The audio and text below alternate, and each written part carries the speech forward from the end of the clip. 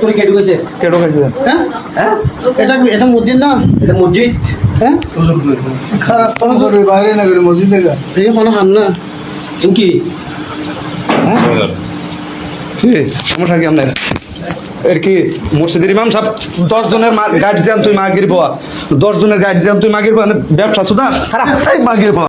পবিত্র রমজান, যে মাসে মুসলমান আত্মসংযম, ইবাদত ও পবিত্রতার মাধ্যমে আল্লাহর নৈকট্য লাভের চেষ্টা করেন, ঠিক সেই সময় চট্টগ্রামের একটি মসজিদকে ঘিরে ঘটেছে এমন এক ঘটনা যা মুহূর্তে এলাকায় ছড়িয়ে দিয়েছে তীব্র চাঞ্চল্য ও ক্ষোভ।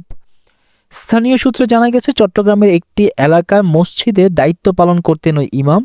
রমজানের কারণে প্রতিদিন রাতেই মসজিদে তারাবি নামাজ ও ইবাদতে ব্যস্ত থাকতেন মুসল্লিরা, কিন্তু কয়েকদিন ধরেই রাতের বেলায় মসজিদের ভেতরে কিছু অস্বাভাবিক চলাফেরা লক্ষ্য করছিলেন এলাকাবাসীর কয়েকজন।